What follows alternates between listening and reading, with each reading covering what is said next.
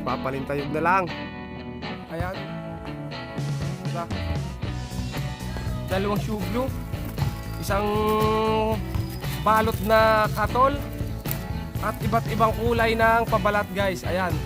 Hanggang sa pumatak tayong 4 na piraso. At ito ay mapapakinabangan pa natin talaga kasi napakaganda pa rin ng kawayang to.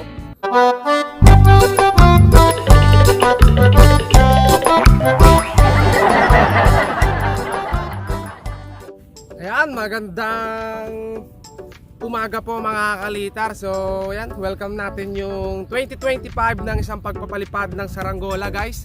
At ito na yung hudyat na pwede na mag-umpisa ulit tayo ng mga pagbubuo ng ating mga gagawing saranggola. Ayan, so magpaangat tayo, tingnan natin kung mapapaangat natin to. Tapos pakita natin yung mga kagamitan natin na gagamitin ulit ngayong season ng 2025. Okay, kite season 2025. Welcome natin yung ating season. Ayan, kamusta kayo guys? Naging okay ba yung bagong taon nyo? Ang inyong Pasko? Sana ay okay dahil yung Pasko natin ay okay na okay din. Kaya welcome natin yung 2025 para maging masagana ulit yung ating pumasok na taon. Okay? So ito yung palinip rin natin guys. Ayan. So ito yung lawi na pinalipad natin noong nakaraan na mahina yung hangin. So paliparin natin. Testing lang natin guys.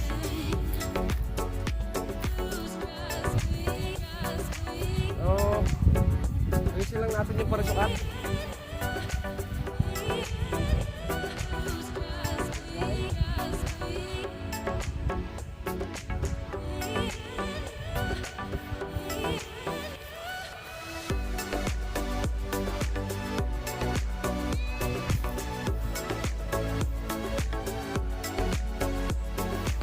Paangat na natin guys kasi nung isang araw na pinangat natin to medyo mahina talaga yung hangin.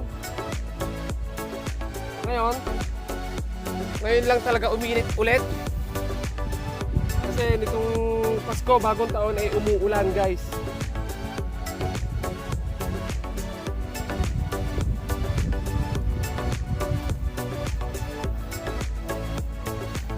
Okay guys, welcome natin na pagpapalipad ang ating 2025.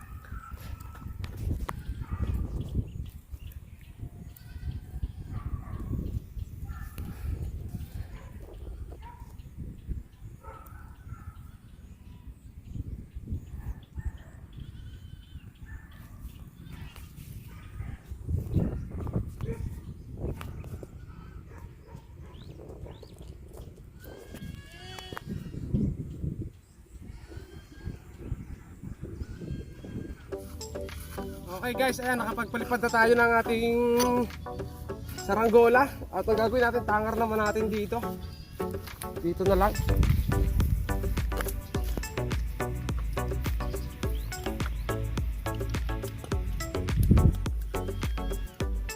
Medyo mahina pa yung hangin mga kalitar, pero sa araw gaganda rin yan.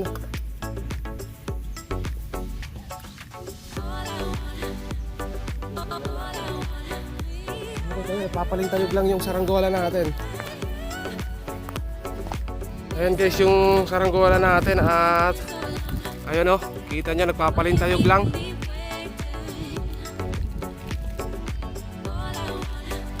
Pero pag tinatamaan naman siya ng hangin, dire-diretso siya pataas.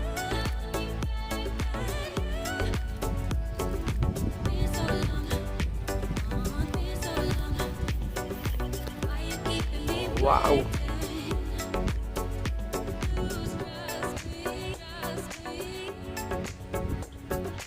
Diretso pa taas guys oh. Sana lumakas pa yung hangin. Yan, tirik na tirik na. Sorry. Ayan.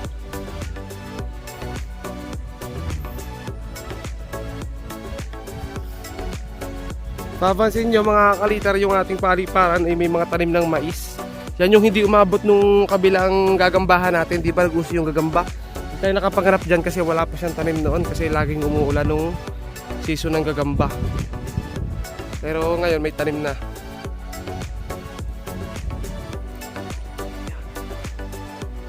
Okay. Ayan. Guys. So pauwi na tayo. Pakita ko sa inyo yung mga gagamitin natin ngayong season. Yung mga... May natanggap kasi akong regalo nung nakaraan kasi nag-exchange gift kami ng mga bata at di ko in-expect na ganun yung matatanggap ko. So saktong-saktong kayong magtatag-araw magagamit natin. So tara. Diba? Ang ganda ng paligid natin. Puro mais. Ang presko. Ang preskong pagmasdan guys. Ayan. Yung saranggola natin nagpapalintayog na lang. Nagbabadyang bumagsak guys kasi hindi pa nayon yung hangin sa baba. Kaya kailangan din nating sumipol. Ahon. Ayun, umahon na. Okay. Ito nga pala guys yung mga gagamitin natin, oh. Ito yung natanggap ko nitong Christmas party. So meron tayo dito natanggap na kumpletos ricados. Meron tayong shoe glue. Ayan guys. Okay, taas lang natin.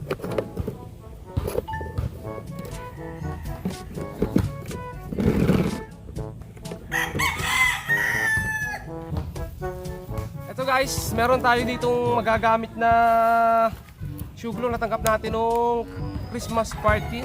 Dalawang shoe glue. Isang balot na katol. At iba't ibang kulay ng pabalat guys. Ayan. Ito yung magagamit natin. So mapakarami ko pa rin stock sa loob guys na pabalat. Pero ito, malaking bagay ito guys.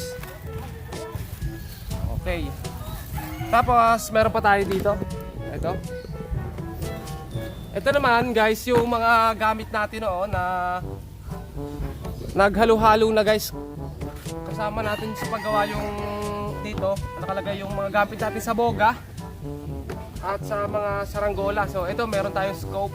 Ito nga pala yung scope natin ginagamit. Magagamit ulit natin. Ito sa pen, sa pangkayas natin guys. Dito, ayan. Okay, kumpletuhin na natin, linisin na natin itong gamit natin. Ihuhu natin guys. So, saan na lumilipad pa yung saranggola natin? Diyan, sobrang kaalat na nito guys. Sobrang daming gamit. Naghalo-halo. Siyempre ang ating pangkayas, linisin na natin ulit yung pangkayas natin. Medyo may kalawang na. Pero ito talaga, napakarami na saranggolang ginawa nito guys. Saluban. Siyempre kailangan natin itong tape na to pang tagpe. At ano pa ba? Alisin na natin yung hindi natin ginagamit. Ito guys, ito pwede to. Pwedeng gamitin ni Leo na pangkayas. Piliin na natin yung mga kailangan natin. Siyempre ito ang ating hasaan. Hasaan guys.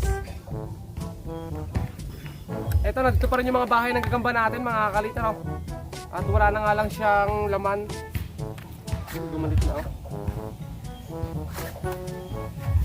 Million ang views dito guys sa aking page. Alisin na natin. Itong mga maliliit na kutsilyo magagamit to sa mga pangdulo. Film strip, syempre guys, kailangan natin ng film strip. Ayan. Ito yung film strip natin. Medyo madami pa. Diba? Film strip. Mga marker natin, ballpen, ito. Soldering iron natin. Pero hindi tayo masyadong makagamit nito kasi madaling maloobat. Siyempre gloves kapag magtututorial tayo para makita. Paintbrush para sa pagpipintura. Okay, alisin na natin itong mga lata guys.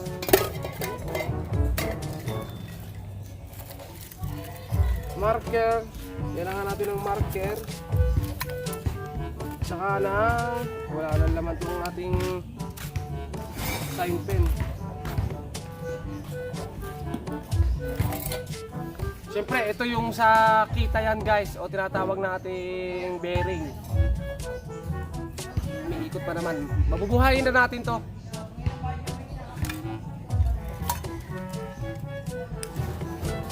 Metro natin, pasukat natin ang kawayan. Siyempre itong gloves pala natin guys, ito babad na babad to sa bagyo nung ginamit natin. Magagamit na ulit natin. Siyempre ang ating tape measure na hindi dapat mawawala. Itong tari natin guys, ayan, may tari pa akong isa, gagawin ko ulit para dalawa na yung tari. Ayan guys, nakita niyo naman yung mga gagamitin natin. So, ito meron din tayo dito kinayas na. Ito kayas na tulong nakaraan. Kinayas ko to nung patapos na yung season, hindi ko na naisundo. Ayan. O, diba? Ito, pwede pa siyang buuin. At matibay pa rin yung kawayan nito kasi ito nakasuksok sa bubong. Sa bubong ako nagsusuksok ng mga gamit ko na kawayan. Ayan, tapos pakita ko rin sa inyo yung ating mga kawayan na na-stock. Ito kasi nabawasan na kasi nahingi na ng ating ibang mga tropa. At may natira pa naman na pwede natin pag-umpisahan guys. So ito yung kawayan. Okay guys, ito yung ating mga itabing kawayan. Meron pa tayong 4 na piraso. At ito ay mapapakinabangan pa natin talaga kasi napakaganda pa rin ng kawayang to. Ayan, nakita niyo man yung kulay, oh. Mapula-pula na.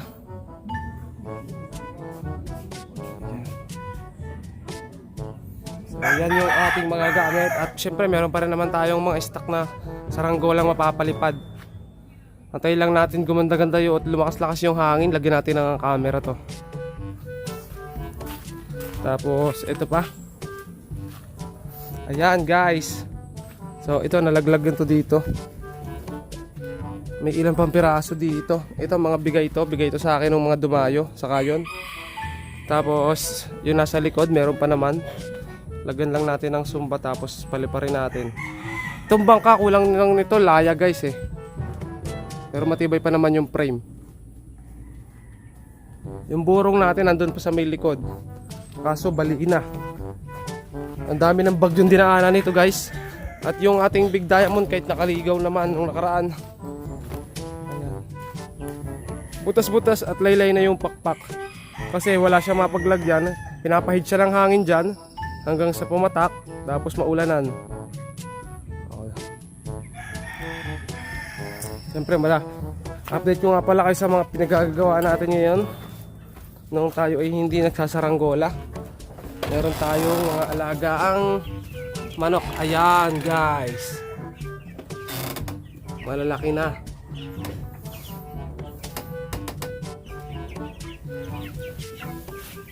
Diba?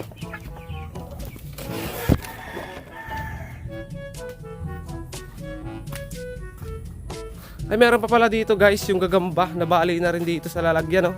Nadaganan kasi na nadaganan ng mga gamit, oh. Yung gagamba natin. Tapos ito pa, lawi ni Harley. Mga naipit na.